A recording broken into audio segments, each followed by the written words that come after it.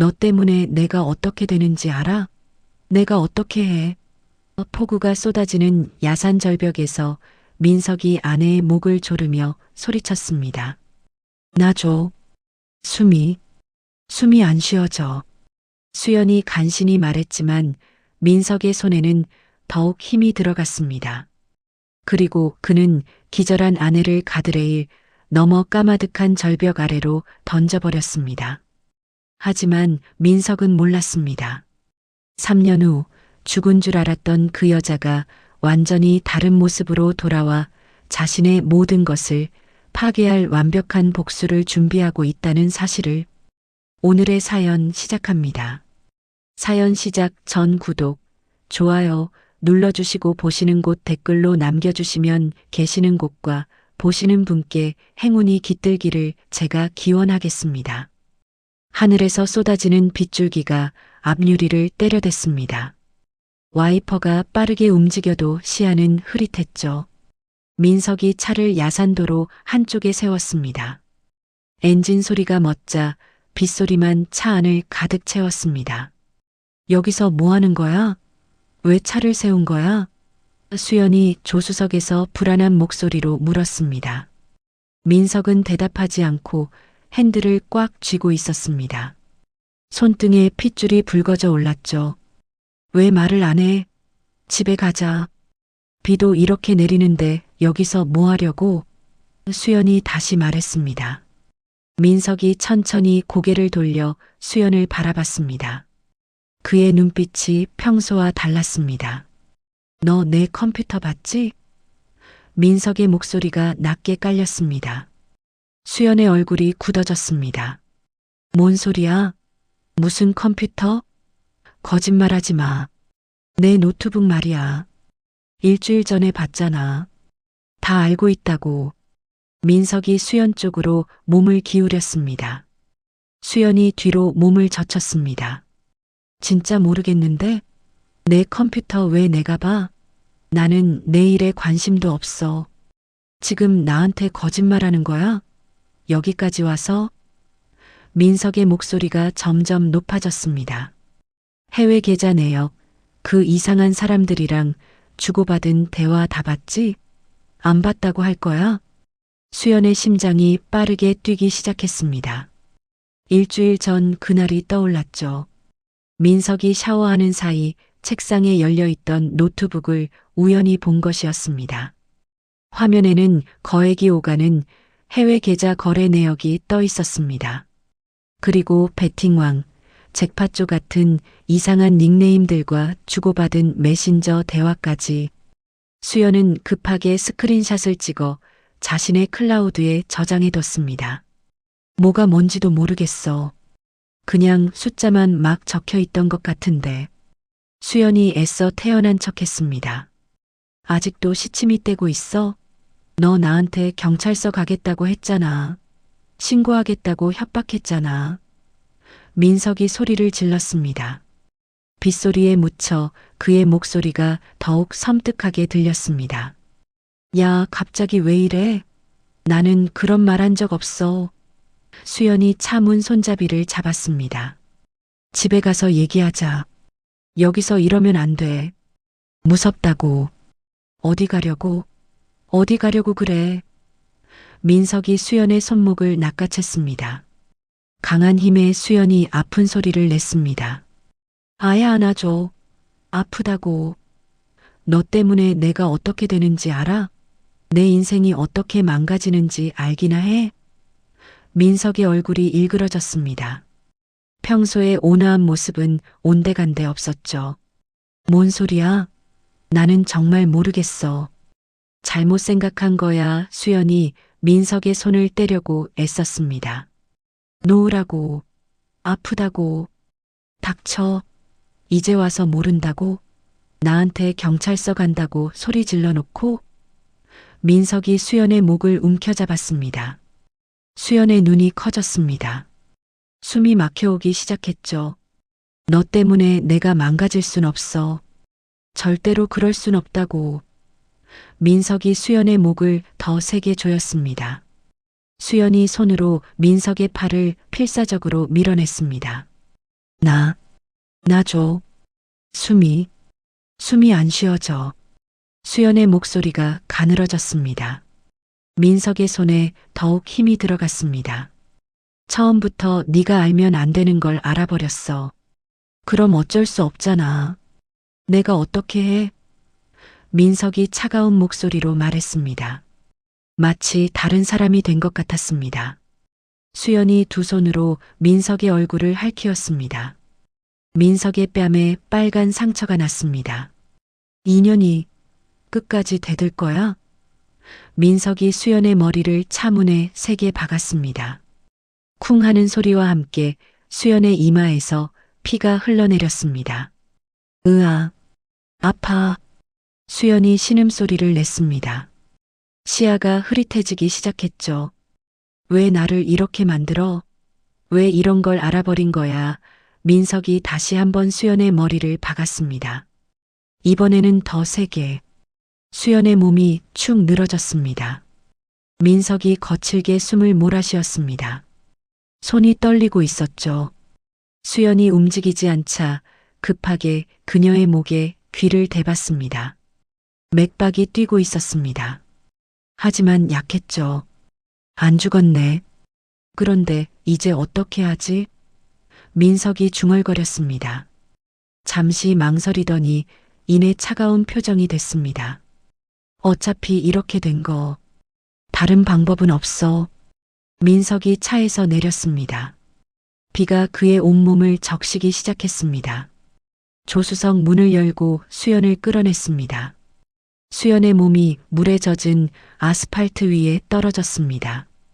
이곳은 인적이 끊긴 산길이었습니다. 가로등 하나 없는 캄캄한 길이었죠.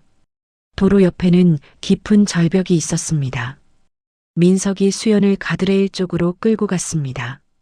가드레일 너머는 까마득한 낭떠러지였습니다. 낮에도 아래가 잘 보이지 않을 정도로 깊었죠. 미안해, 수연아. 하지만 어쩔 수 없어. 네가 나를 이렇게 만든 거야. 민석이 혼잣말처럼 중얼거렸습니다. 나도 살아야 하는데 어떻게 해? 어떻게 해? 그는 수연을 가드레일 너머로 밀어냈습니다. 수연의 몸이 어둠 속으로 사라져갔습니다.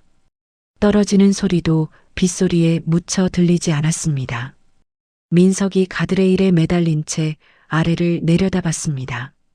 하지만 아무것도 보이지 않았죠. 그는 차로 돌아갔습니다. 차 안에서 수연의 가방을 뒤졌습니다. 휴대폰을 꺼내 계곡물에 던져버렸습니다.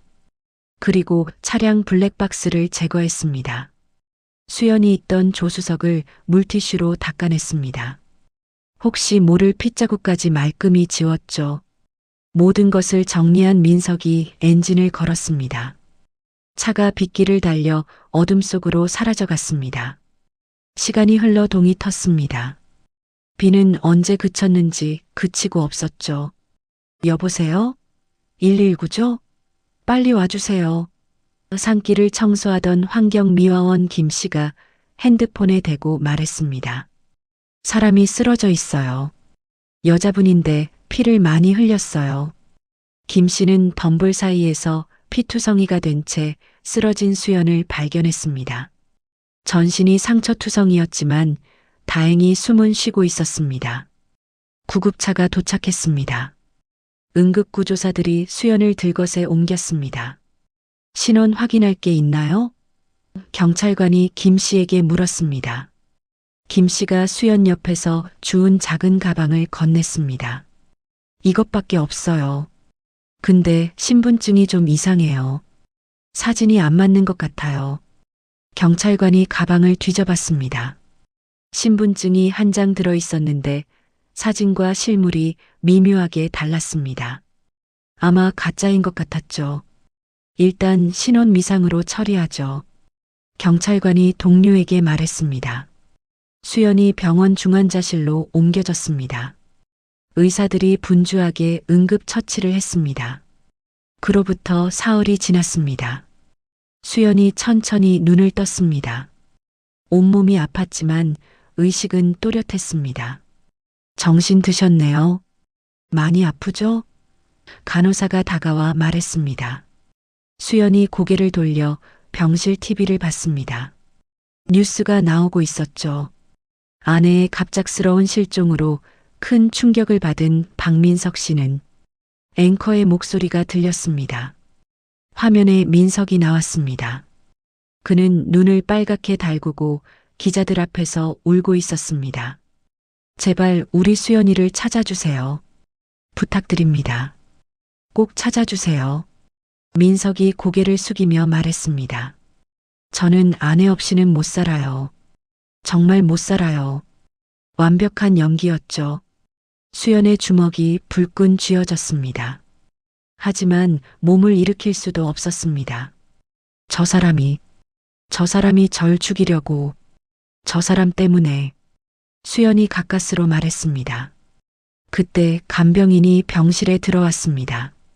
40대 정도의 여자였는데 얼굴에 표정이 없었습니다. 정신이 드셨군요. 그동안 많이 힘드셨죠.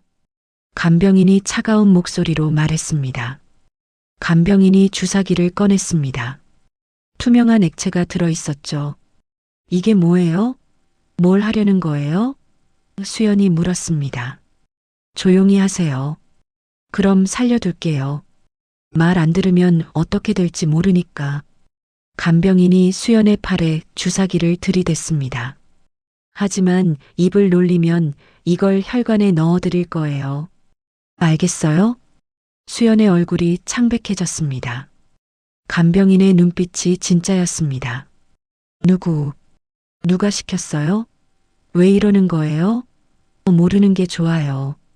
묻지도 말고 말하지도 마세요. 간병인이 주사기를 호주머니에 넣었습니다. 앞으로 조용히 지내세요. 그럼 평화롭게 회복할 수 있을 거예요. 알겠죠? 간병인이 나갔습니다. 수연은 혼자 남겨졌죠. 수연이 화장실로 가는 척하며 침대에서 내려왔습니다. 다리에 힘이 없어 벽을 짚고 겨우 걸었습니다. 화장실에서 휴대폰을 꺼냈습니다. 다행히 주머니에 있던 작은 폰은 발견되지 않았네요. 지혜에게 문자를 보냈습니다. 지혜야, 나 수연이야. 위험해. 바로 와줘. 서울대 병원 중환자실. 30분 후 지혜가 병원에 나타났습니다. 변호사인 그녀는 침착하게 상황을 파악했습니다. 수연아, 어떻게 된 거야? 왜 이렇게 다쳤어? 지혜야, 민석이가 나를 죽이려고 했어. 뭐라고? 미쳤어? 무슨 소리야 그게? 정말이야. 나를 절벽에서 밀어뜨렸어. 그리고 저기 간병인도 이상해. 주사기로 협박하고 지금 당장 여기서 나가야 해. 위험해. 지혜가 수연의 손을 잡았습니다.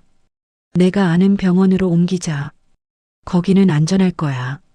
지혜의 도움으로 수연은 다른 병원으로 옮겨졌습니다. 그곳에서 제대로 된 치료를 받기 시작했죠. 보험금이랑 공동계좌에서 돈 좀 빼놨어. 당분간 쓸 수 있을 거야. 지혜가 통장을 건넸습니다. 일단 몸이나 추스르자. 그 다음에 생각하고. 수연이 지혜의 손을 꽉 잡았습니다. 고마워. 정말 고마워. 네가 아니었으면 나 진짜 죽을 뻔했어. 이제 뭘 할 거야? 경찰서 가야 하는 거 아니야? 지혜가 물었습니다. 수연의 눈에 차가운 빛이 서렸습니다. 아니야. 지금 가면 안 돼. 증거도 없고. 수연이 TV 화면 속 민석을 바라봤습니다. 그는 여전히 비운의 남편 역할을 하고 있었습니다. 죽은 걸로 살 거야. 그리고 복수할 거야. 반드시 복수할 거야. 수연아, 저놈이 나한테 한 짓을 그대로 돌려줄 거야. 두고 봐. 3년이 흘렀습니다. 서울 강남의 한 고급 빌딩 회의실에서 박민석이 책상을 주먹으로 쳤습니다. 회의 자료들이 흩어져 날렸죠. 도대체 어떻게 된 거야? 투자받기로 했다면서. 민석이 직원들에게 소리를 질렀습니다. 3개월째 이런 식이면 회사가 어떻게 되는 거야? 죄송합니다. 대표님, 투자사에서 실사 조건이 너무 까다롭다고 김 과장이 고개를 숙이며 말했습니다. 까다롭다고? 그럼 다른 데 알아보지 왜 가만히 있어? 민석의 얼굴이 빨갛게 달아올랐습니다. 상장 일정은 어떻게 할 거야? 벌써 늦어지고 있다고. 네, 알겠습니다. 다른 투자사들 더 찾아보겠습니다. 김 과장이 급히 회의실에서 나갔습니다. 민석이 의자에 주저앉았습니다. 3년 전만 해도 모든 것이 순조로웠는데 요즘 들어 자꾸 꼬이기 시작했습니다. 민석의 휴대폰이 울렸습니다. 모르는 번호였죠. 여보세요? 박민석 대표님이신가요? 저는 K&P 인베스트먼트의 엘라 한이라고 합니다. 상대방이 유창한 한국어로 말했습니다. 약간의 외국 억양이 섞여 있었죠. K&P 인베스트먼트요? 처음 듣는 회사인데요. 해외 투자사입니다. 대표님 회사에 관심이 있어서 연락드렸어요. 정말요? 어떻게 저희 회사를 아시게 된 거죠? 최근 몇 달 동안 자료를 검토해 봤는데 성장성이 매우 좋더라고요. 엘라의 목소리가 자신감에 차 있었습니다. 직접 만나서 이야기할 수 있을까요? 민석의 눈이 반짝였습니다. 물론이죠. 언제든 좋습니다. 어디서 만날까요?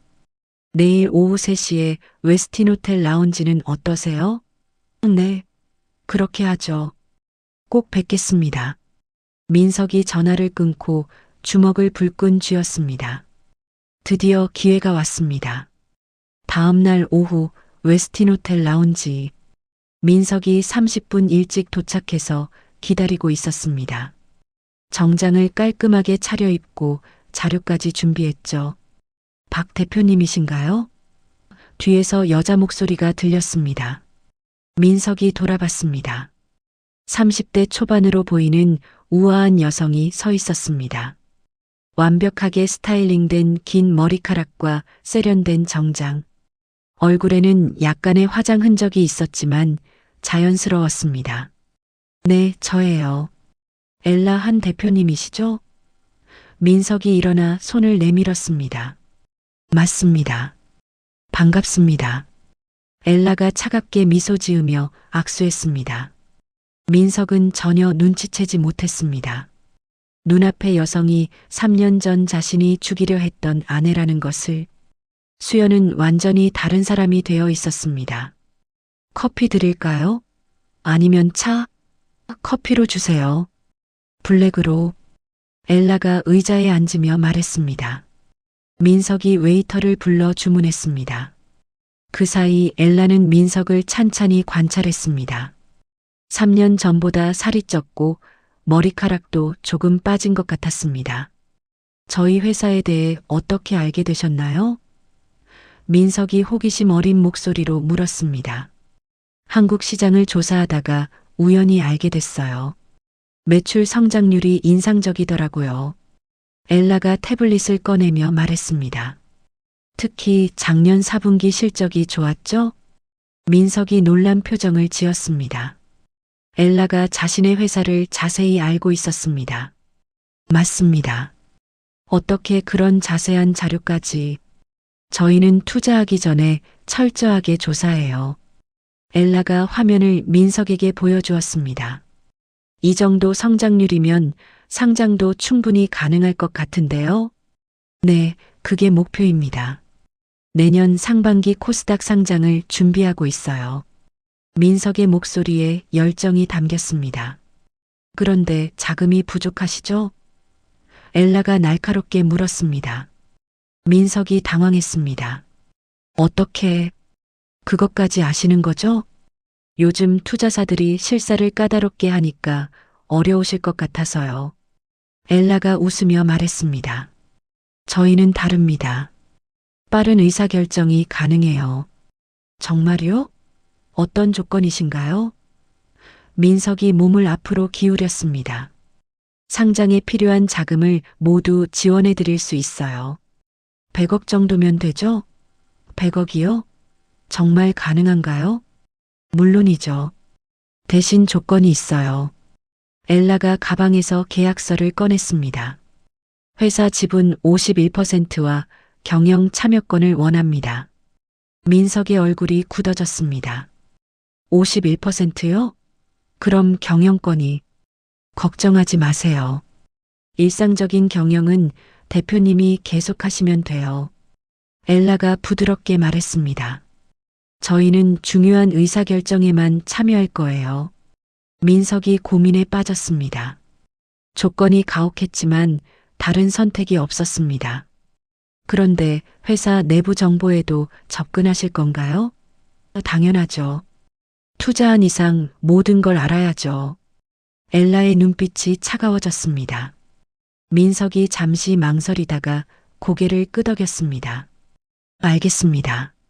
한번 검토해 보겠어요. 검토는 며칠이나 걸리나요? 일주일 정도면. 너무 오래 걸리네요. 저희도 다른 회사들 검토하고 있거든요. 엘라가 시계를 보며 말했습니다. 민석이 초조해졌습니다. 그럼 3일만 주시면 안 될까요? 좋아요. 3일 후에 답변 주세요. 엘라가 일어서며 말했습니다. 그런데 한 가지 더 있어요. 뭔가요? 계약하게 되면 1차 투자금은 즉시 송금 가능해요. 엘라가 미소를 지었습니다. 20억 정도 어떠세요? 민석의 눈이 더욱 커졌습니다.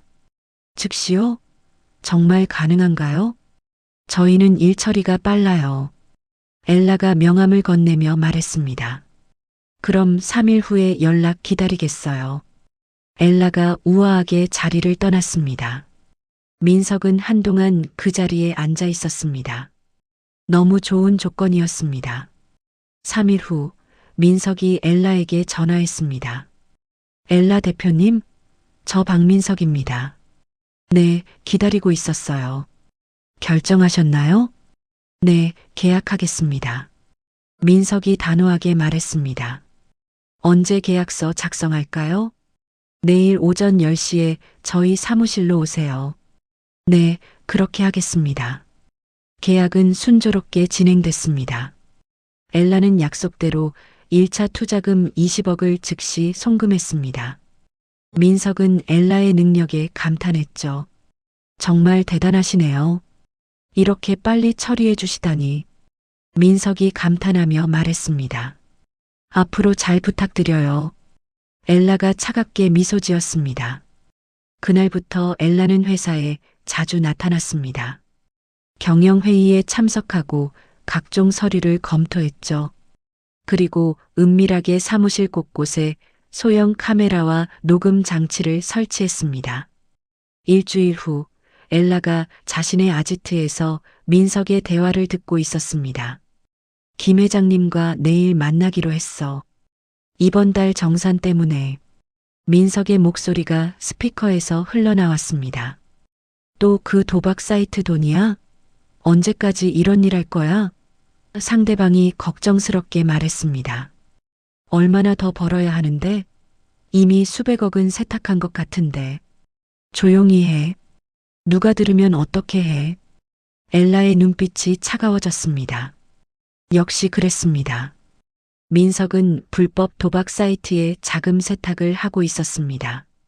엘라가 녹음 파일을 정리하며 중얼거렸습니다. 이제 본격적으로 시작이네. 그 무렵 민석은 또 다른 큰 발표를 준비하고 있었습니다. 재벌가 딸 이서진과의 결혼이었죠. 서진아, 다음 주에 기자회견하는 거 맞지? 민석이 서진에게 전화하며 말했습니다. 네, 오빠. 그런데 정말 괜찮을까요? 너무 빨리 진행되는 것 같아서.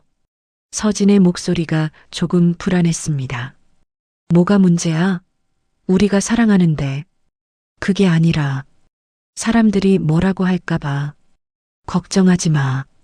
나도 이제 새로운 사랑을 찾을 권리가 있어. 민석이 확신에 찬 목소리로 말했습니다. 엘라가 이 대화를 들으며 냉소적으로 웃었습니다. 민석의 결혼식 날. 그것이 자신의 복수가 완성되는 날이 될 것입니다. 두고 봐, 박민석. 네가 나에게 한 짓을 똑같이 돌려받을 때가 왔어. 엘라가 창밖을 바라보며 중얼거렸습니다. 3년 전 그 비오는 밤의 악몽이 이제 끝날 때가 다가오고 있었습니다.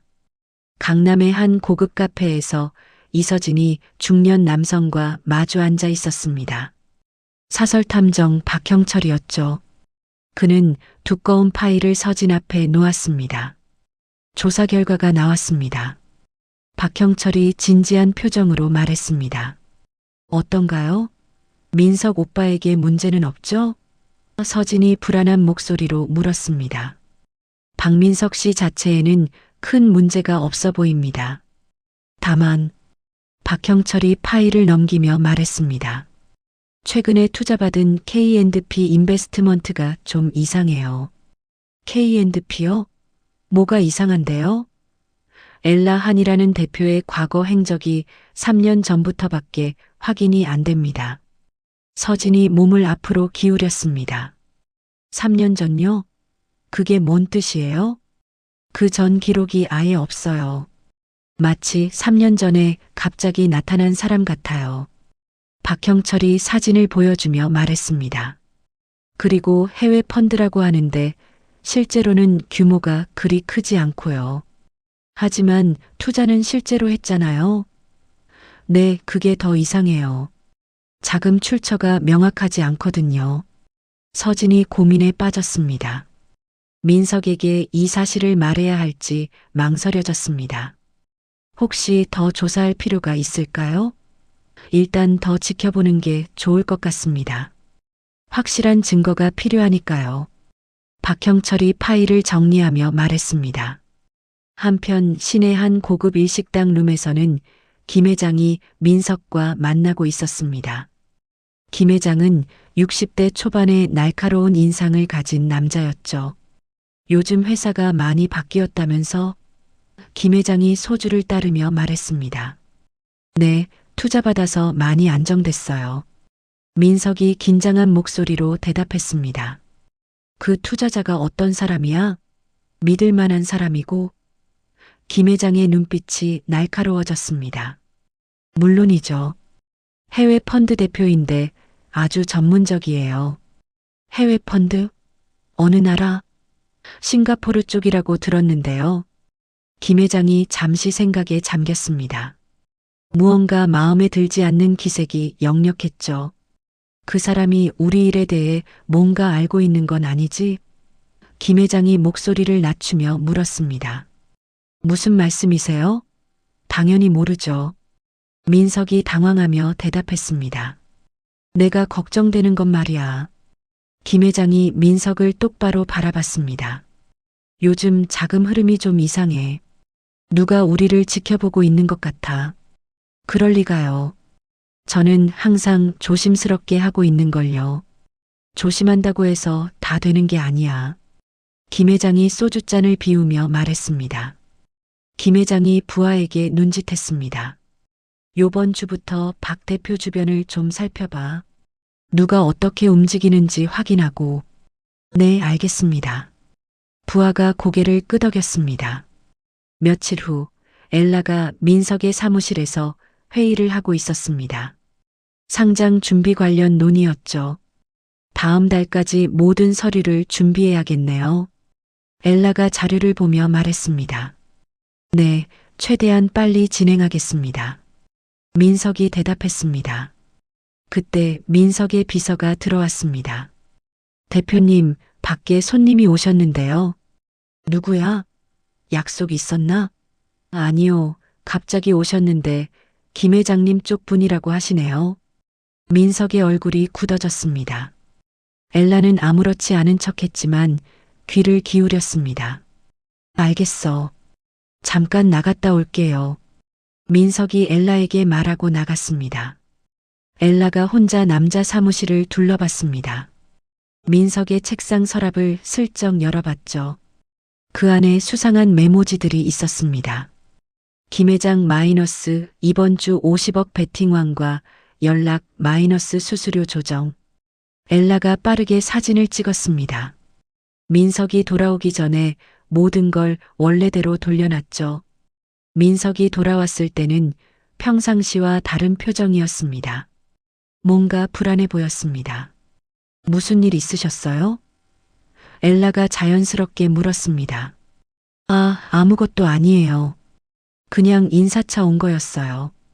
민석이 어색하게 웃었습니다. 하지만 엘라는 민석이 거짓말하고 있다는 걸 알 수 있었습니다.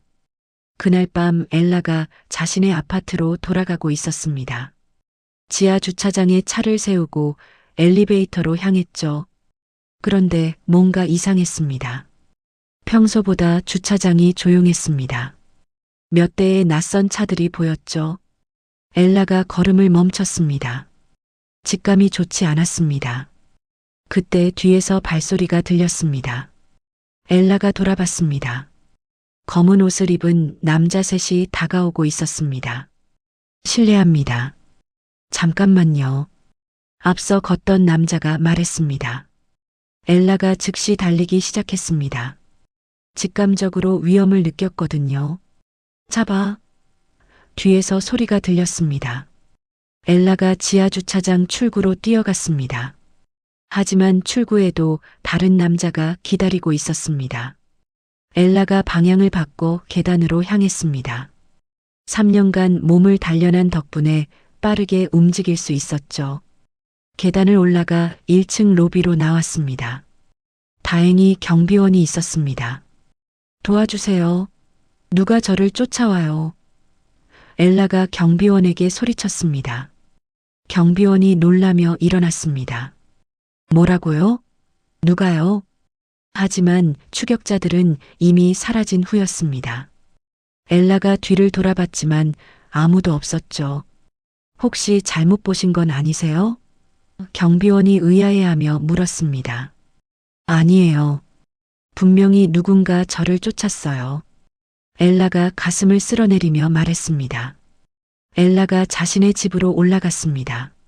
문을 3번 잠그고 창문도 모두 확인했죠. 휴대폰으로 아파트 CCTV를 확인해 봤습니다. 정말로 수상한 남자들이 자신을 따라다녔던 게 보였습니다. 들켰나? 엘라가 중얼거렸습니다. 그 무렵 박형철 탐정은 더 깊이 조사를 진행하고 있었습니다. 3년 전 의료 기록까지 뒤져보고 있었죠. 이상하다. 이 시기에 신원 미상으로 입원한 여성이 있네. 박형철이 컴퓨터 화면을 보며 중얼거렸습니다. 기록을 자세히 보니 더욱 의심스러웠습니다.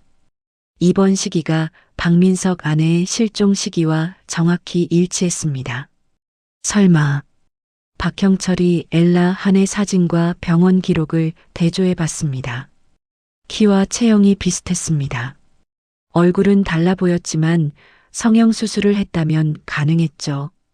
박형철이 급히 서진에게 전화했습니다.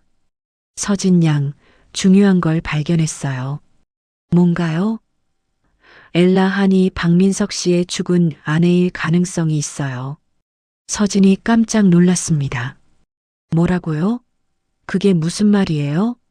아직 확실하지는 않지만 정황상 그럴 가능성이 높아요.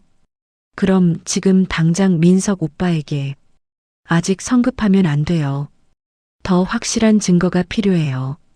그 시각 김 회장의 부하들이 보고를 하고 있었습니다. 엘라 한이라는 여자가 수상합니다. 어떻게 수상해? 김 회장이 날카롭게 물었습니다. 너무 완벽해요. 박 대표 회사 일을 다 꿰고 있고요. 그래서 마치 미리 다 알고 있던 것 같아요. 김 회장이 고개를 끄덕였습니다. 계속 지켜봐. 그리고 필요하면 직접 만나봐도 돼. 알겠습니다. 다음 날 저녁 엘라가 집에 돌아가고 있었습니다. 이번에는 더욱 조심스럽게 주변을 살폈죠. 하지만 이번에는 놈들이 더 치밀했습니다. 아파트 단지 입구부터 미리 대기하고 있었습니다. 엘라가 택시에서 내리자마자 검은 승합차가 다가왔습니다. 차에서 남자 셋이 내렸죠. 엘라 한 맞죠? 네. 누구세요? 엘라가 뒤로 물러섰습니다. 잠깐만 얘기하면 돼요. 차에 타세요. 싫어요. 도와주세요. 엘라가 소리를 지르며 달렸습니다. 이번에는 본격적인 추격전이 시작됐습니다. 엘라가 아파트 단지 안으로 뛰어들었습니다. 놀이터 사이로 달리고 상가 쪽으로 방향을 바꿨죠. 뒤에서 3명이 바짝 쫓아왔습니다. 잡아. 놓치면 안 돼. 이쪽으로 갔어. 엘라가 골목길로 들어섰습니다. 하지만 골목 끝이 막다른 길이었습니다. 뒤에서 쫓아온 남자들이 엘라를 포위했습니다. 이번에는 칼까지 꺼내 들었죠. 이제 어디 갈 데 없죠? 앞서 걷던 남자가 차가운 목소리로 말했습니다. 엘라가 벽에 등을 기댔습니다. 3년간 복수를 준비했는데 이렇게 끝날 수는 없었습니다. 누가 시킨 거야? 엘라가 떨리는 목소리로 물었습니다. 그건 알 필요 없어요. 조용히 따라와요. 남자가 칼을 엘라에게 겨누었습니다. 엘라의 마음이 절망으로 가득 찼습니다. 복수는커녕 자신의 목숨도 위태로웠습니다. 그때 갑자기 어둠 속에서 누군가 나타났습니다. 바로 그 순간이었습니다. 갑자기 어둠 속에서 검은 그림자가 번개처럼 나타났습니다. 조직원 중 한 명이 뒤에서 강한 충격을 받으며 쓰러졌죠. 뭐야, 누구야? 앞서 걷던 남자가 뒤를 돌아봤습니다. 하지만 이미 늦었습니다. 의문의 남자가 2번째 조직원의 손목을 꺾으며 칼을 떨어뜨렸습니다. 아! 조직원이 비명을 지르며 무릎을 꿇었습니다. 누구냐? 감히. 마지막 남자가 칼을 들고 달려들었습니다. 하지만 그 남자는 조직원의 공격을 가볍게 피하며 목 뒤를 강타했습니다. 조직원이 그 자리에서 기절했죠. 엘라가 벽에 기댄 채 놀란 눈으로 바라봤습니다. 불과 30초 만에 3명이 모두 제압당했습니다. 지금 당장 여기서 벗어나야 합니다. 그 남자가 엘라의 손을 잡으며 말했습니다. 목소리가 낮고 안정감이 있었죠. 엘라가 그의 손을 잡고 골목에서 나왔습니다. 그는 마치 이 일대를 훤히 아는 것처럼 복잡한 골목길을 누볐습니다. 10분 정도 뛰어간 후 그가 한 건물 앞에서 멈췄습니다. 여기가 안전합니다. 엘라가 가슴을 쓸어내리며 그를 자세히 봤습니다. 30대 중반 정도의 남자였습니다. 키가 크고 단단해 보이는 체격이었죠. 당신 누구예요? 왜 저를 도와주는 거죠? 엘라가 숨을 몰아쉬며 물었습니다. 강도진입니다. 기억 안 나세요? 그가 조심스럽게 말했습니다. 엘라가 그의 얼굴을 자세히 들여다봤습니다. 어디선가 본 듯한 느낌이 들었죠. 혹시 3년 전에 맞습니다. 재활병원에서 만났죠. 엘라의 기억이 되살아났습니다. 3년 전 그녀가 치료받던 병원에서 중상을 입고 입원해 있던 남자였습니다. 수연이 우연히 그를 도와준 적이 있었죠. 도진 씨, 정말 도진 씨예요? 네, 맞습니다. 수연 씨, 엘라의 눈이 커졌습니다. 자신의 진짜 정체를 알고 있었던 것입니다. 어떻게 저를 알아보신 거예요? 엘라 안으로 활동하는 걸 알게 됐어요. 그래서 혹시나 해서 지켜보고 있었거든요. 도진이 건물 안으로 들어가며 말했습니다. 위험하다는 걸 감지해서 뒤를 쫓았어요. 제가 위험에 처한 걸 어떻게 아셨어요? 요즘 이상한 사람들이 당신 주변을 맴돌고 있더라고요. 엘라가 도진을 따라 건물 안으로 들어갔습니다. 작지만 깔끔하게 정리된 사무실 같은 공간이었습니다. 여긴 어디예요? 제 사무실이에요. 안전한 곳이니까 걱정 마세요. 도진이 의자를 권하며 말했습니다. 물 드릴까요? 많이 놀라셨을 텐데. 네, 주세요. 엘라가 의자에 앉으며 말했습니다. 아직도 심장이 빠르게 뛰고 있었죠. 도진이 물을 건네주며 자리에 앉았습니다. 지금 어떤 일을 하고 계신지 알고 있어요. 엘라가 물컵을 든 손이 멈췄습니다. 무슨 말씀이세요? 박민석에게 복수하고 계시죠? 도진의 목소리가 진지했습니다. 엘라가 한참 동안 도진을 바라봤습니다. 이제 와서 숨길 필요가 없다고 생각했죠.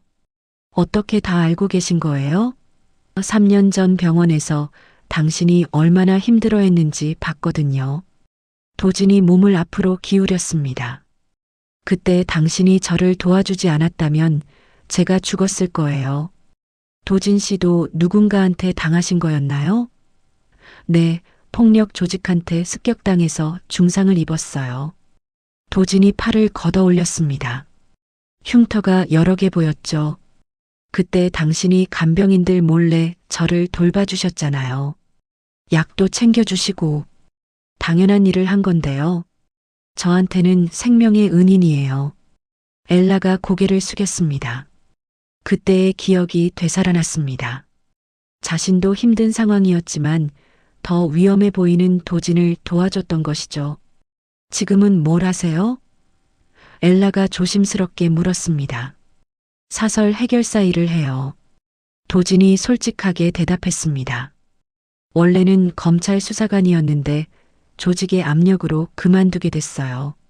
검찰 수사관이셨어요? 네, 부패 수사를 담당했거든요.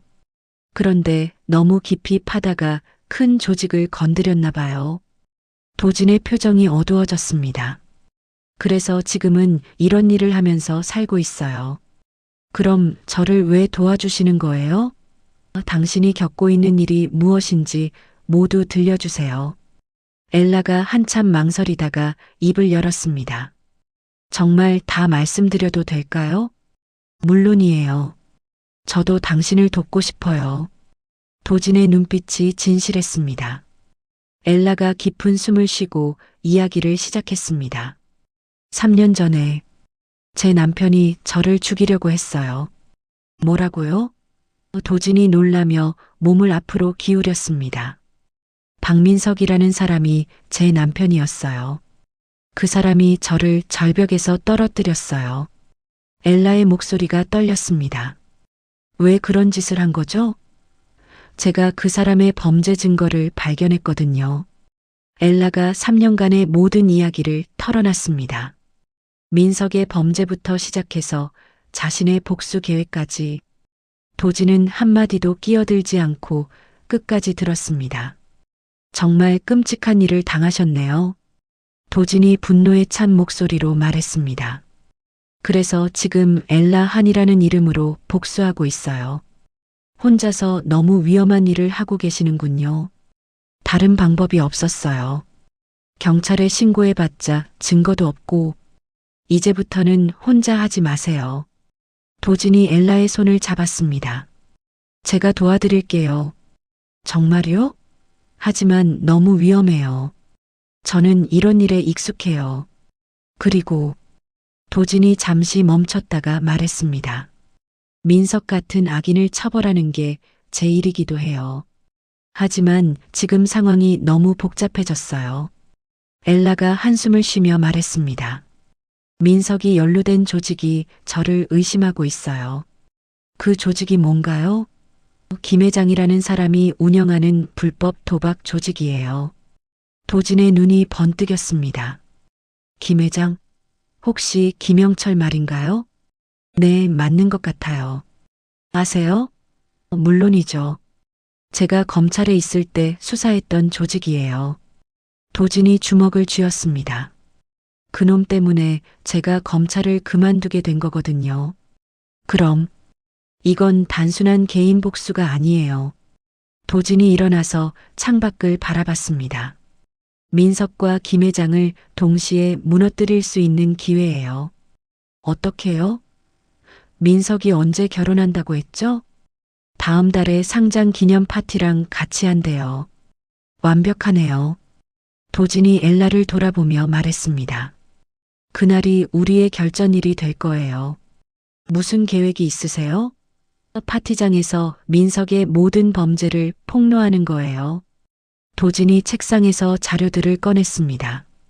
제가 김 회장 조직에 대한 정보를 가지고 있어요. 이걸 어떻게 구하신 거예요?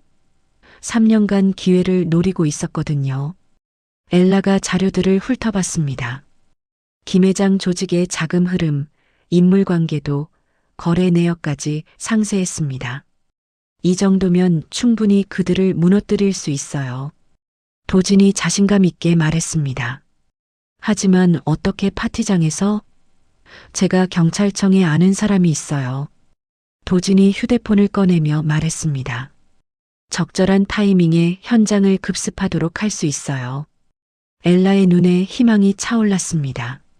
처음으로 복수가 가능할 것 같다는 생각이 들었습니다.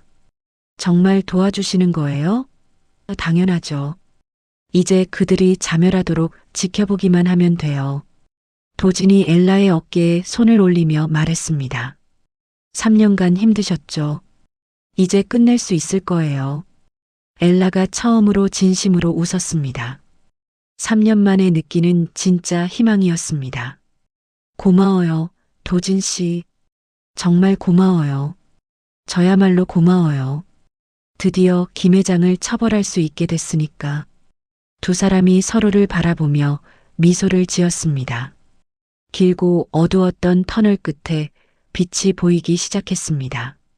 일주일 후면 모든 것이 끝날 것입니다. 민석의 결혼식이자 상장 기념 파티. 그날이 진실이 밝혀지는 날이 될 것입니다. 이제 정말 시작이네요. 엘라가 결의에 찬 목소리로 말했습니다. 네, 이제 정말 시작이에요. 도진이 고개를 끄덕였습니다. 복수의 마지막 장이 열리려 하고 있었습니다. 서울 시내 최고급 웨스틴 호텔 그랜드 볼룸이 화려한 조명으로 빛나고 있었습니다. 민석의 회사 상장 기념 파티였죠. 500명이 넘는 정치인, 재벌가 인사, 언론인들이 모여들었습니다. 와, 정말 대단하네요. 축하드려요. 한 정치인이 민석에게 다가와 말했습니다. 감사합니다. 의원님께서 와주셔서 영광입니다. 민석이 턱시도를 차려입고 환하게 웃으며 대답했습니다. 그의 얼굴에는 자신감이 넘쳤죠. 이제 정말 성공하셨네요. 부인분도 하늘에서 기뻐하실 거예요. 네, 아마 그럴 거예요. 수연이도 저를 축복해주고 있을 거라고 믿어요.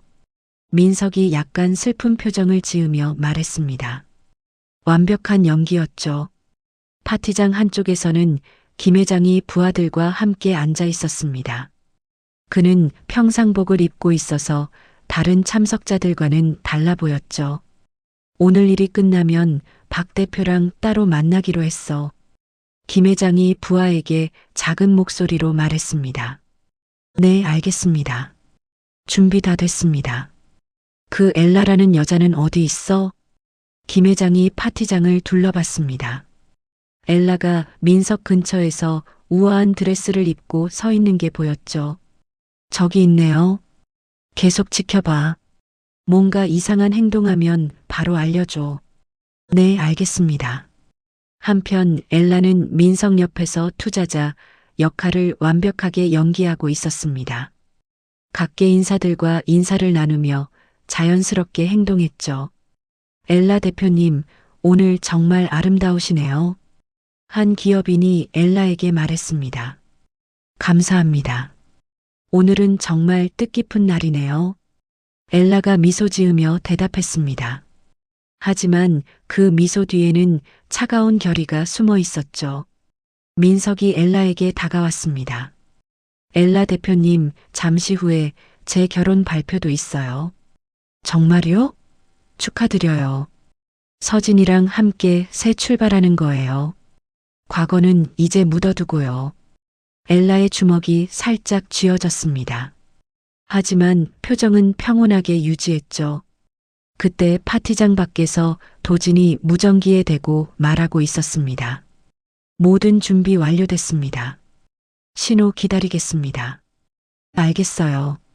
정확히 8시 30분에 시작하세요. 무전기에서 경찰 목소리가 들렸습니다. 도진이 시계를 봤습니다. 8시 25분이었죠. 파티장 안에서는 민석이 마이크를 잡고 무대에 올라섰습니다. 안녕하세요. 오늘 이렇게 많은 분들이 와주셔서 정말 감사합니다. 박수가 터져 나왔습니다. 민석이 손을 들어 정적을 만들었죠. 오늘은 저에게 정말 특별한 날입니다. 회사 상장도 성공했고요. 그리고 또 하나의 기쁜 소식이 있어요. 민석이 서진을 무대로 불렀습니다. 서진이 아름다운 드레스를 입고 올라왔죠. 이 아름다운 여성과 결혼하게 됐습니다. 파티장이 박수와 환호로 가득 찼습니다. 과거의 아픈 기억들을 딛고 새로운 사랑을 찾았어요.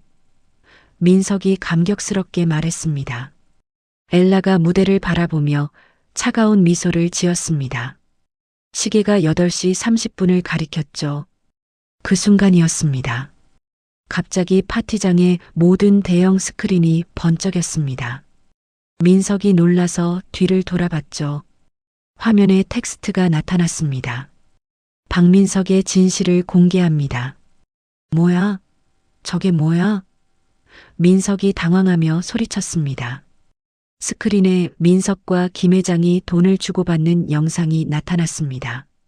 그리고 불법 도박 사이트 관련 메신저 대화들이 줄줄이 나왔죠. 이번 달 수수료는 50억으로 하죠. 알겠어요. 계좌로 보내드릴게요. 파티장이 웅성거리기 시작했습니다. 참석자들이 서로를 바라보며 수군거렸죠. 저게 뭐예요? 진짜예요? 설마 박 대표가? 그 다음에는 더 충격적인 영상이 나왔습니다. 3년 전 빗속에서 민석이 수연을 폭행하는 모습이었죠. 너 때문에 내가 어떻게 되는지 알아? 화면 속 민석이 수연의 목을 조르고 있었습니다. 파티장이 순식간에 아수라장이 됐습니다. 사람들이 일어서서 웅성거리기 시작했죠. 이건 뭐야? 누가 이런 짓을 한 거야? 민석이 무대에서 소리를 지르며 화면을 가리켰습니다. 김 회장이 자리에서 벌떡 일어났습니다. 이거 조작된 거 아니야? 누가 이런 짓을? 하지만 화면은 계속 이어졌습니다. 민석이 수연을 절벽에서 밀어내는 결정적 순간까지 모두 나왔죠. 이건 가짜야. 누군가 나를 모함하고 있어. 민석이 얼굴이 새하얗게 질린 채 소리쳤습니다. 그때 파티장 뒤편에서 엘라가 천천히 무대로 걸어 나왔습니다. 모든 사람들의 시선이 그녀에게 집중됐죠. 엘라가 마이크를 가져갔습니다. 파티장이 조용해졌습니다. 안녕하세요, 여러분. 엘라의 목소리가 파티장에 울려 퍼졌습니다. 제 소개를 다시 하겠어요.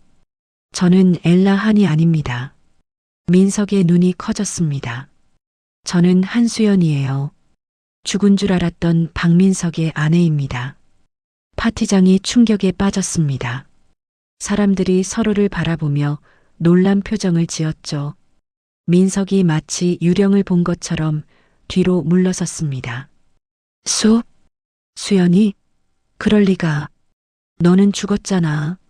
죽었다고요? 당신이 죽이려고 했지만 살아남았어요. 엘라가 차가운 미소를 지으며 말했습니다. 3년 전 그 비오는 밤을 기억하세요? 당신이 저를 절벽에서 밀어떨어뜨린 밤 말이에요. 아니야, 이건 거짓이야. 누군가 나를 모함하고 있어. 모함이라고요? 엘라가 민석에게 한 걸음 다가갔습니다. 그럼 화면에 나온 건 뭐예요? 당신이 김 회장과 거래하던 것도 가짜고요? 김 회장이 급히 자리에서 일어나 출구로 향했습니다. 하지만 이미 모든 출입구에 경비원들이 서 있었죠. 어디 가시는 거예요, 김 회장님? 도진이 김 회장 앞을 가로막았습니다. 누구야 너? 강도진이라고 합니다. 오랜만이네요. 김 회장의 얼굴이 굳어졌습니다. 도진을 알아본 것이죠. 한편 무대에서는 엘라와 민석의 대결이 계속되고 있었습니다. 당신이 저를 죽이려 한 이유도 다 알아요. 엘라가 차가운 목소리로 말했습니다. 제가 당신의 불법 도박 자금 세탁 증거를 발견했기 때문이죠. 그건 그건 아니야, 아니라고요? 엘라가 또 다른 자료를 화면에 띄웠습니다. 민석의 해외 계좌 거래 내역이었죠. 이것도 가짜인가요? 매달 수십억씩 들어오는 이 돈들이요? 민석이 더 이상 할 말이 없어졌습니다. 모든 증거가 명확했거든요. 참석자들이 민석에게서 등을 돌리기 시작했습니다. 언론진들은 앞다투어 사진을 찍고 있었죠. 박 대표, 이게 사실인가요? 정말 아내를 죽이려 하신 건가요? 기자들이 질문을 쏟아냈습니다. 그때 파티장 밖에서 사이렌 소리가 들렸습니다. 경찰 특수부대가 건물을 포위한 것이죠. 경찰이다. 아무도 움직이지 마. 특수부대원들이 파티장으로 들어왔습니다. 김 회장이 다른 출구로 뛰어가려 했지만 그곳에도 경찰이 있었습니다. 도진이 김 회장을 붙잡았죠. 김영철, 긴급 체포한다. 경찰관이 김 회장에게 수갑을 채웠습니다. 무대에서 민석이 패닉 상태로 소리쳤습니다. 이건 모두 거짓이야. 누군가 나를 모함하고 있어. 모함이라고요? 엘라가 민석을 똑바로 바라봤습니다. 그럼 당신이 3년간 비운의 남편 행세하며 동정 여론으로 돈을 번 것도 모함인가요? 민석이 할 말을 잃었습니다. 모든 것이 드러났거든요. 여보, 엘라가 마지막으로 민석에게 말했습니다. 지옥에서 올라왔어요. 당신이 저를 보낸 그곳에서요. 경찰이 민석에게 접근하기 시작했습니다. 민석이 급하게 주변을 둘러봤죠. 박민석, 긴급 체포한다. 경찰관이 수갑을 꺼냈습니다. 그 순간 혼란을 틈타 민석이 무대 뒤로 달렸습니다. 도진이 미리 열어둔 비상구가 있었거든요. 잡아. 놓치면 안 돼. 경찰들이 뒤를 쫓았지만 민석은 이미 사라진 후였습니다. 무대에 혼자 남은 엘라가 파티장을 둘러봤습니다. 모든 사람들이 그녀를 바라보고 있었죠. 3년간 저는 복수만을 생각하며 살아왔어요. 엘라가 마이크에 대고 말했습니다. 오늘 드디어 진실을 말할 수 있게 됐네요. 파티장이 조용해졌습니다.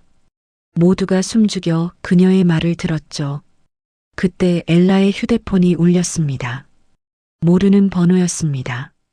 하지만 누군지 직감적으로 알 수 있었죠. 받으세요. 스피커로. 도진이 엘라 곁으로 와서 말했습니다. 엘라가 전화를 받았습니다. 여보세요? 수연아. 민석의 목소리가 파티장에 울려 퍼졌습니다. 정말 대단하네. 완벽한 복수였어. 이제 끝났어, 민석아. 모든 게 끝났어. 끝났다고? 아직 끝나지 않았어. 민석의 목소리가 섬뜩하게 변했습니다. 네가 내 모든 걸 빼앗았으니 나도 네가 가장 소중히 여기는 걸 빼앗아 주겠어. 엘라의 얼굴이 창백해졌습니다. 무슨 말인지 직감했거든요. 그게 무슨 뜻이야? 곧 알게 될 거야. 3년 전 그곳에서 기다릴게. 전화가 끊어졌습니다. 엘라가 도진을 바라봤습니다. 둘 다 같은 생각을 하고 있었죠. 복수는 성공했지만 진짜 싸움은 지금부터 시작인 것 같았습니다. 다음 날 아침 모든 신문 일면에 박민석의 범죄가 대서특필됐습니다. TV 뉴스에서도 연신 관련 보도가 이어졌죠. 박민석 대표의 회사 주가가 90% 폭락했습니다. 앵커가 심각한 표정으로 뉴스를 전했습니다. 코스닥 상장도 즉시 취소됐고 수사당국이 긴급 수사에 착수했습니다. 강남의 한 조용한 카페에서 엘라와 도진이 마주 앉아 있었습니다. 승리의 기쁨보다는 묘한 공허함이 느껴졌죠. 정말 끝난 걸까요? 엘라가 커피잔을 돌리며 말했습니다. 아직 민석이 잡히지 않았으니까 완전히 끝난 건 아니에요. 도진이 신중하게 대답했습니다. 하지만 이제 그는 도망자 신세죠. 더 이상 당당하게 살 수는 없어요. 3년간 준비했던 게 하루 만에 끝나니까 실감이 안 나네요. 엘라가 창밖을 바라보며 말했습니다. 그때 엘라의 휴대폰이 울렸습니다. 화면에 영상통화라는 표시가 나타났죠. 모르는 번호였습니다. 누구죠? 도진이 의아해하며 물었습니다. 엘라가 불안한 마음으로 전화를 받았습니다. 화면이 켜지자 어린아이가 나타났습니다. 엄마, 3살 정도 되어 보이는 여자아이가 울먹이며 말했습니다. 엘라의 얼굴이 창백해졌죠. 하은아, 하은이 맞지? 엘라가 휴대폰을 움켜잡으며 소리쳤습니다. 도진이 놀라서 엘라를 바라봤습니다. 아이가 누구예요? 제 딸이에요. 엘라의 목소리가 떨렸습니다. 화면 속 하은이가 계속 울고 있었습니다. 뒤에서 낯선 남자 목소리가 들렸죠. 울지 마. 곧 엄마가 올 거야. 그때 민석이 화면에 나타났습니다. 광기가 서린 표정으로 웃고 있었죠. 깜짝 선물이야, 여보. 민석이 소름 끼치는 목소리로 말했습니다. 네가 숨겨둔 우리 딸을 찾는데 생각보다 오래 걸렸네. 민석아, 아이한테 뭐 하는 거야? 엘라가 소리를 질렸습니다. 뭐 하긴 뭐해. 놀아주고 있지. 민석이 하은이를 안고 카메라에 보여줬습니다. 참 예쁘네, 우리 딸. 너를 꼭 닮았어. 제발, 아이는 놔줘. 아이는 잘못이 없어. 엘라의 눈에서 눈물이 흘러내렸습니다. 잘못이 없다고? 너도 잘못이 없었는데 내가 뭘 했는지 기억나지? 민석의 목소리가 차갑게 변했습니다. 그건 다른 문제야. 아이는 상관없잖아. 상관없다고? 민석이 비웃으며 말했습니다. 네가 내 모든 걸 빼앗았으니까 나도 네가 가장 소중히 여기는 걸 빼앗아야지. 도진이 엘라 옆에서 상황을 파악하고 있었습니다. 그도 아이가 있다는 걸 처음 알았죠. 어떻게 하은이를? 엘라가 떨리는 목소리로 물었습니다. 사설탐정 고용했어. 내 과거를 다 뒤져봤지. 민석이 득이양양하게 말했습니다. 친정에서 몰래 키우고 있더라고. 할머니, 할아버지가 많이 아껴주던데? 부모님은 괜찮아? 걱정하지 마. 해치지 않았어. 다만 좀 놀라셨겠지. 민석이 웃으며 말했습니다. 외출하신 틈에 하은이만 데리고 나왔거든. 뭘 원하는 거야? 돈이야? 내가 가진 거 다 줄게. 엘라가 절망적인 목소리로 말했습니다. 돈? 그런 거 필요 없어. 민석이 고개를 저었습니다. 나는 복수가 하고 싶어. 네가 나한테 한 것처럼. 그럼 뭘 어떻게 하라는 거야? 간단해. 3년 전 그 장소로 와. 민석의 눈빛이 섬뜩해졌습니다. 혼자서 말이야. 경찰이나 다른 누구도 데리고 오지 마. 그럼 하은이는? 그건 네가 와봐야 알겠지. 화면이 꺼졌습니다. 엘라가 휴대폰을 바닥에 떨어뜨렸습니다. 하은이, 내 딸. 엘라가 주저앉으며 울기 시작했습니다. 도진이 엘라의 어깨를 감췄습니다. 진정하세요. 우리가 반드시 아이를 구해낼 거예요. 어떻게요? 민석이가 미쳤어요. 정말 미쳤다고요. 침착하게 생각해봐요. 분명히 방법이 있을 거예요. 도진이 엘라를 진정시키며 말했습니다. 일단 아이 할머니, 할아버지부터 확인해봐요. 엘라가 떨리는 손으로 친정에 전화했습니다. 어머니, 괜찮으세요? 수연아, 너 왜 울어? 무슨 일이야? 어머니의 목소리가 들렸습니다. 하은이는 어디 있어요? 하은이? 아까 낮잠 자러 들어갔는데. 잠시 후 어머니의 비명소리가 들렸습니다. 하은이가 없어. 하은이가 어디 갔지? 어머니, 지금 바로 경찰서 가세요. 하은이가 납치당했어요. 뭐라고? 납치? 엘라가 상황을 간단히 설명했습니다. 어머니가 크게 놀라며 즉시 경찰서로 향한다고 했죠. 전화를 끊고 엘라가 도진을 바라봤습니다. 이제 어떻게 해야 해요? 민석이 혼자 오라고 했지만 우리는 다르게 할 거예요. 도진이 침착하게 말했습니다. 어떻게요? 당신이 민석의 시선을 끄는 동안 제가 아이를 구출하는 거예요. 도진이 지도를 펼치며 설명했습니다. 3년 전 그 장소 주변을 제가 미리 파악해 둘게요. 하지만 너무 위험해요. 민석이가 뭘 할지 몰라요. 그래서 더 신중하게 준비해야죠. 도진이 가방에서 작은 장치를 꺼냈습니다. 이건 위급할 때 쓸 수 있는 신호기예요. 신호기요? 버튼을 누르면 제가 바로 알 수 있어요. 그때 구출 작전을 시작하는 거죠. 엘라가 장치를 받아들었습니다. 작고 가벼웠지만 든든해 보였죠. 정말 하은이를 구할 수 있을까요? 물론이에요. 제가 약속드릴게요. 도진의 목소리에 확신이 담겨 있었습니다. 3년 전처럼 당하지 않을 거예요. 그때 엘라의 휴대폰이 다시 울렸습니다. 민석이었죠. 시간을 정해줄게. 오늘 밤 10시까지 와. 민석의 목소리가 차갑게 들렸습니다. 알겠어. 갈게. 엘라가 고개를 끄덕였습니다. 혼자서 말이야. 누구 데리고 오면 하은이가 어떻게 될지 몰라. 혼자 갈게. 약속해. 전화가 끊어지고 엘라가 시계를 봤습니다. 오후 6시였죠. 4시간밖에 남지 않았습니다. 준비합시다. 도진이 일어서며 말했습니다. 제가 먼저 현장으로 가서 위치를 파악할게요.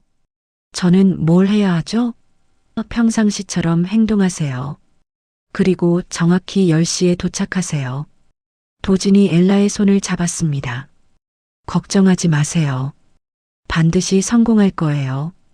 도진 씨, 정말 고마워요. 엘라가 진심으로 말했습니다. 저야말로요. 이번에도 당신을 지켜드릴게요. 도진이 따뜻하게 미소 지었습니다. 시간이 빠르게 흘렀습니다. 밤 9시 30분, 엘라가 차를 몰고 야산으로 향했습니다. 3년 전 그 악몽의 장소였죠. 비가 내리기 시작했습니다. 3년 전과 똑같았습니다. 마치 운명이 그녀를 다시 그곳으로 이끄는 것 같았죠. 엘라가 핸들을 꽉 잡으며 중얼거렸습니다. 이번에는 내가 살아남을 거야. 하은이를 지킬 거야. 차 밖으로 빗소리가 점점 커져갔습니다. 3년 전의 그 밤이 다시 시작되고 있었습니다. 하지만 이번에는 달랐습니다. 엘라는 더 이상 혼자가 아니었고 무력한 피해자도 아니었죠. 복수는 끝났지만 진짜 싸움은 지금부터였습니다. 가장 소중한 것을 지키기 위한 마지막 전쟁이 시작되려 하고 있었습니다. 비가 쏟아지는 야산 절벽 근처에 엘라가 도착했습니다. 3년 전과 똑같은 그 장소였죠. 차에서 내리자마자 빗물이 온몸을 적셨습니다. 민서가 왔어. 엘라가 큰 소리로 외쳤습니다.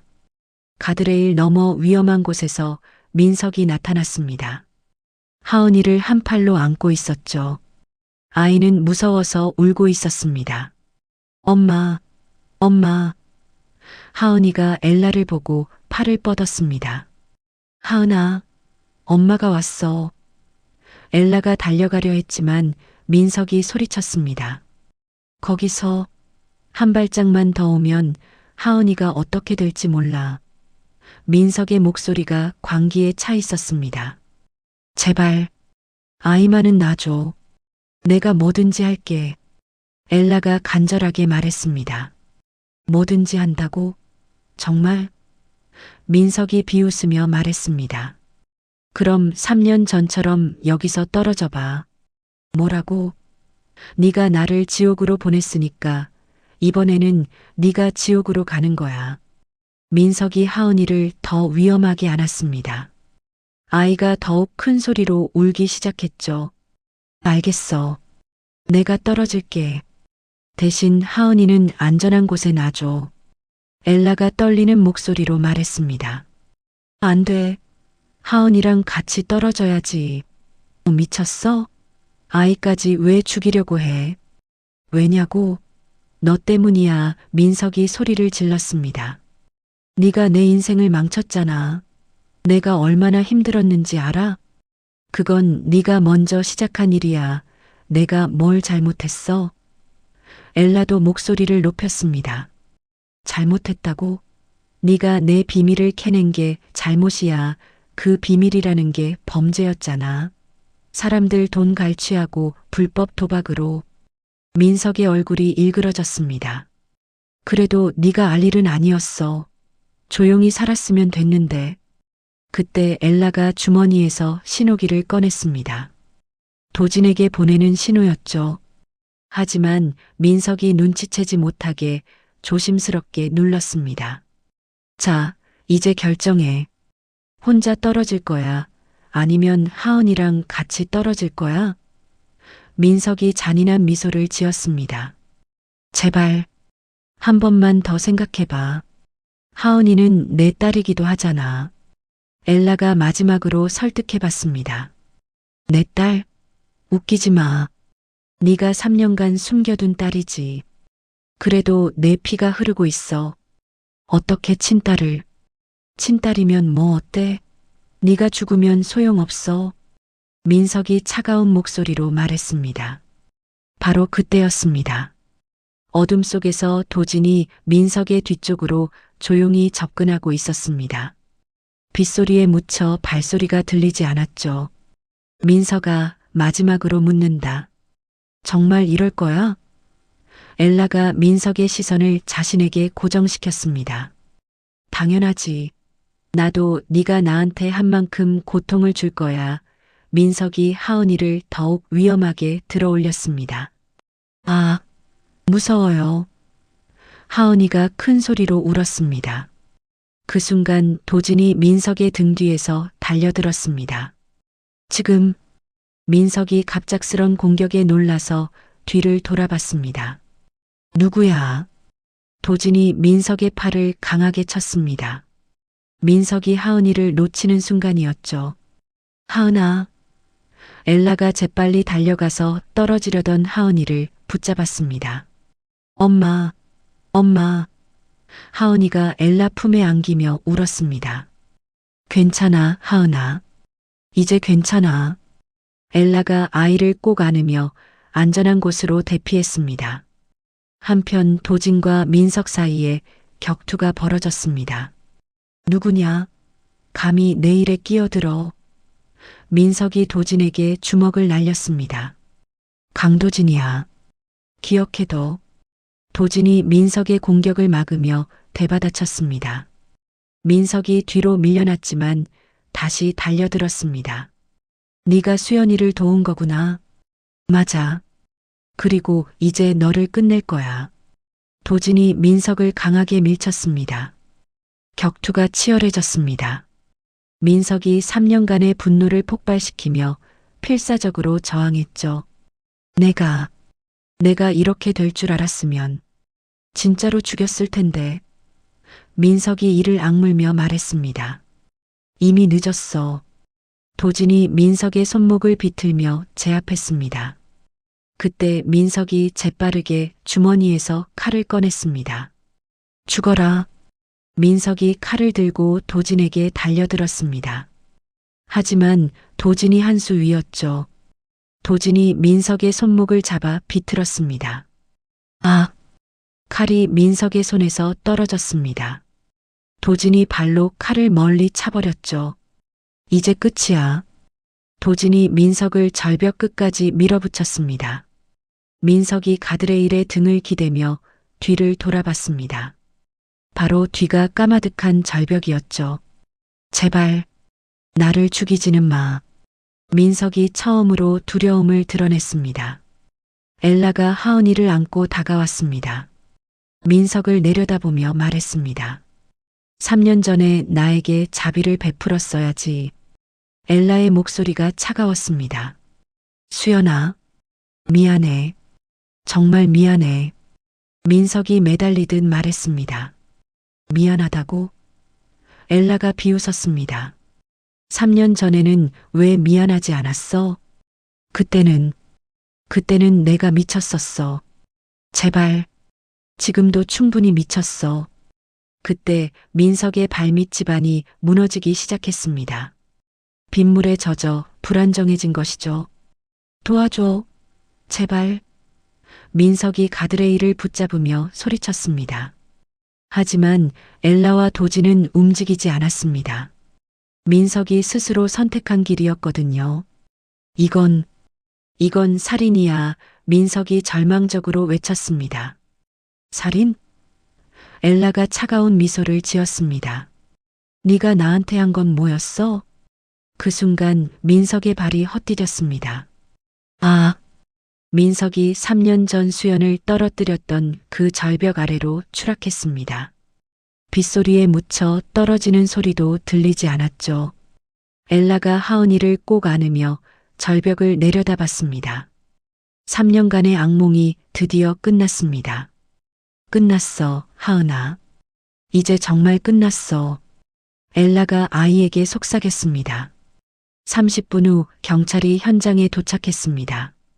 사이렌 소리가 산 전체에 울려 퍼졌죠. 여기 계셨군요.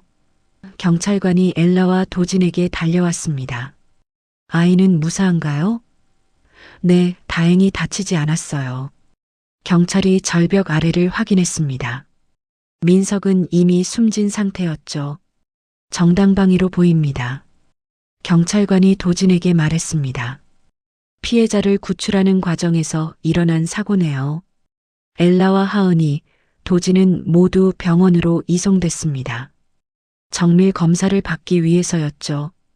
일주일 후 검찰에서 수연에 대한 수사 결과가 발표됐습니다. 한수연 씨는 정당방위 및 피해자로 최종 인정됩니다. 검사가 공식 발표했습니다. 박민석의 모든 범죄 사실이 확인됐으며 피해자에 대한 보상도 이뤄질 예정입니다.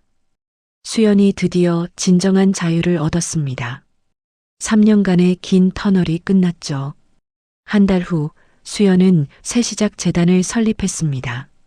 민석으로부터 되찾은 재산과 지혜가 관리해준 보험금으로 만든 것이었죠. 이 재단을 통해 저와 같은 피해자들을 도울 겁니다. 수연이 기자회견에서 말했습니다. 가정폭력 피해자와 고아들에게 희망을 주고 싶어요. 재단 설립식에는 많은 사람들이 참석했습니다. 그동안 수연을 도왔던 지혜도 와 있었죠. 정말 대단해, 수연아. 지혜가 수연의 손을 잡으며 말했습니다. 3년 전에는 상상도 못했을 일이야. 지혜 언니 덕분이에요. 언니가 없었다면 불가능했을 거예요. 이제 정말 새로운 삶을 살 수 있겠네. 수연이 하은이를 안고 웃었습니다. 아이도 엄마를 따라 환하게 웃었죠. 하은아, 우리 이제 행복하게 살자. 네, 엄마. 도진이 다가와서 말했습니다. 재단 보안시설 점검 끝났어요. 고마워요, 도진 씨. 앞으로도 잘 부탁드려요. 제가 더 고맙죠. 의미 있는 일을 할 수 있게 해주셔서. 도진이 하은이를 바라보며 미소 지었습니다. 하은이도 이제 안전하게 자랄 수 있겠네요. 네, 이제는 정말 안전해요. 수연이 도진을 보며 따뜻하게 웃었습니다. 3년간의 복수가 끝나고 새로운 시작이 열렸습니다. 과거의 상처는 더 많은 사람들을 도우는 힘이 됐죠. 민석은 자신이 뿌린 씨앗대로 거두었고 수연은 진정한 승리를 얻었습니다. 이제 그녀에게는 복수가 아닌 사랑과 희망이 남아 있었습니다. 6개월이 지났습니다. 봄날의 따스한 햇살이 새시작 재단 사무실로 쏟아져 들어왔습니다. 수연이 책상에서 상담 기록을 정리하고 있었죠. 엄마, 그림 그렸어요. 하은이가 종이를 들고 달려왔습니다. 종이에는 엄마, 아빠 자신이 손을 잡고 있는 그림이 그려져 있었죠. 우와, 정말 예쁘게 그렸네. 누가 아빠야? 수연이 하은이를 무릎에 앉히며 물었습니다. 도진 아저씨요. 도진 아저씨가 아빠 같아요. 하은이가 환하게 웃으며 대답했습니다. 그래, 도진 아저씨가 그렇게 좋아? 네. 도진 아저씨는 무서운 사람들 쫓아내주잖아요. 수연의 마음이 따뜻해졌습니다. 하은이가 그날의 트라우마를 극복하고 있다는 증거였죠. 선생님이 뭐라고 하셨어? 하은이가 많이 밝아졌다고 했어요. 그때 사무실 문이 열리며 도진이 들어왔습니다. 손에는 하은이가 좋아하는 딸기 케이크를 들고 있었죠. 하은이, 아빠가 왔어요.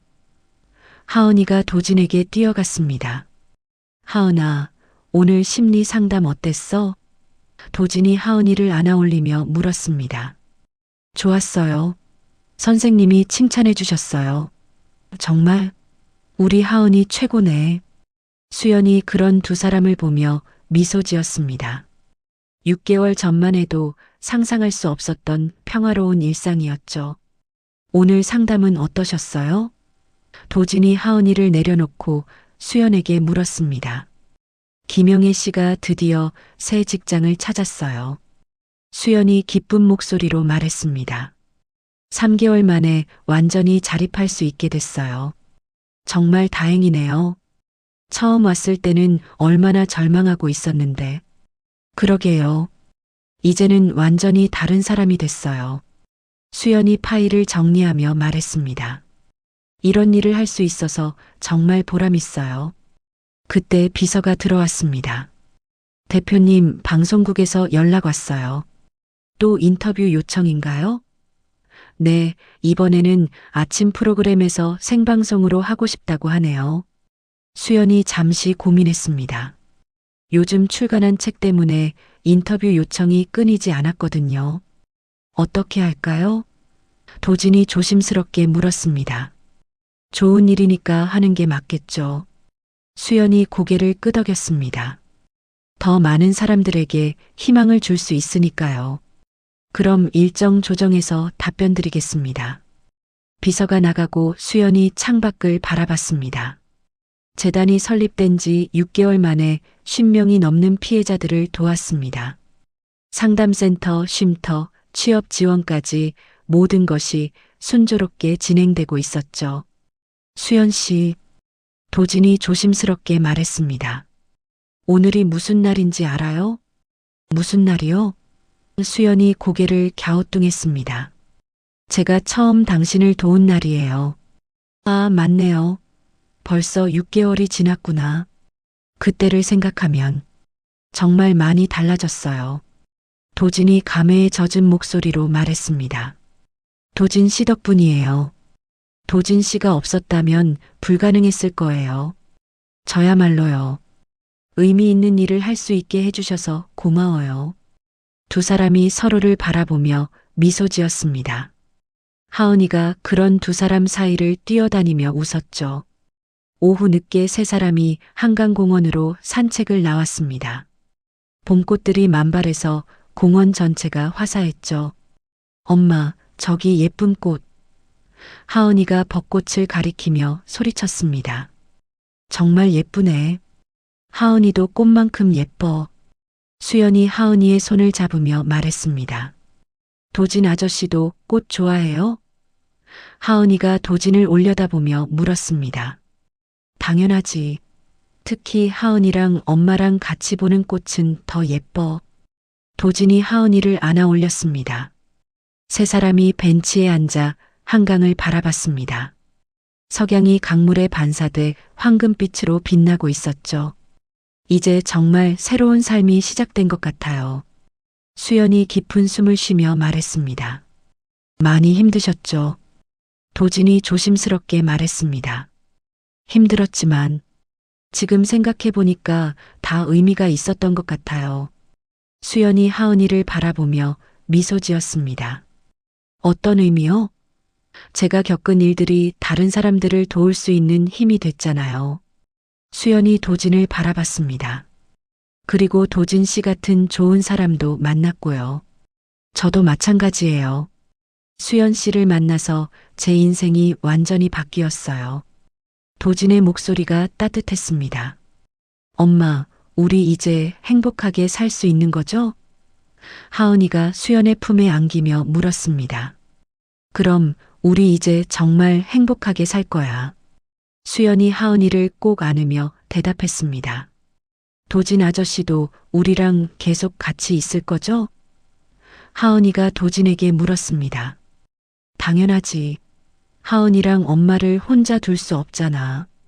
도진이 하은이의 머리를 쓰다듬었습니다. 세 사람 위로 봄바람이 부드럽게 불어왔습니다.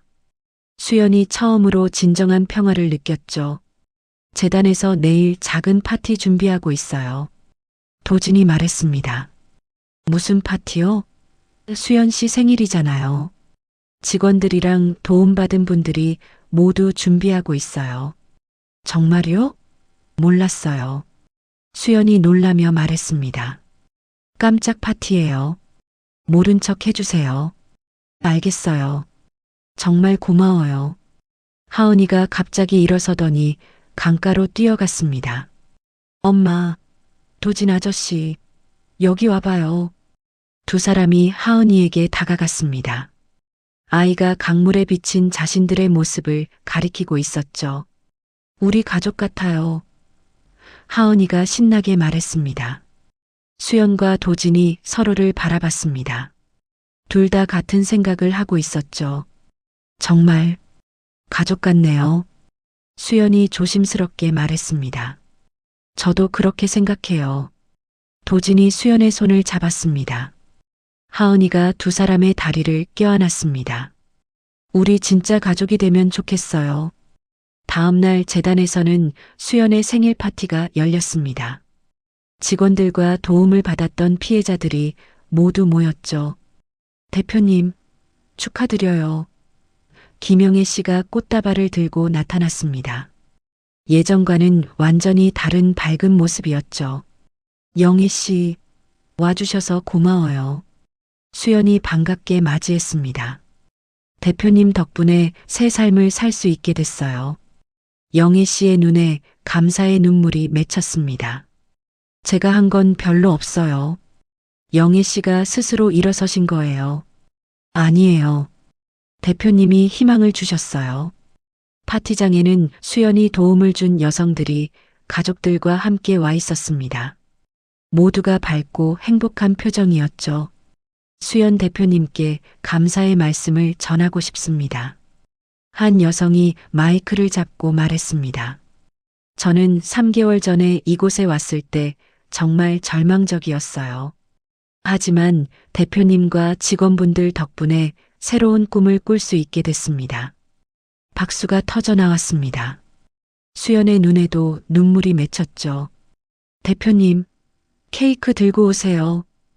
직원이 소리쳤습니다. 하은이가 수연의 손을 잡고 케이크 앞으로 갔습니다. 촛불이 환하게 타오르고 있었죠. 소원 빌어요, 엄마. 무슨 소원을 빌까? 수연이 잠시 생각했습니다.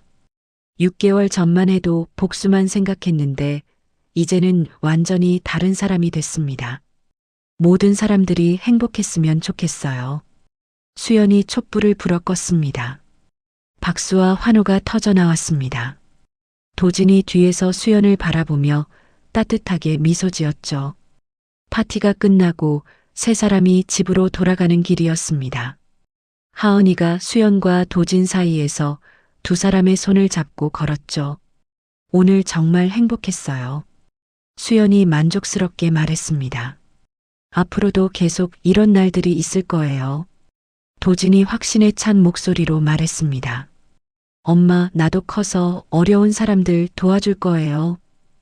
하은이가 천진하게 말했습니다. 정말 우리 하은이 착하네. 네, 엄마처럼 슈퍼 히어로가 될 거예요. 수연이 웃으며 하은이를 안아 올렸습니다. 도진도 같이 웃으며 그들을 바라봤죠. 집에 도착해서 하은이를 재우고 나서 수연과 도진이 거실에서 차를 마시고 있었습니다.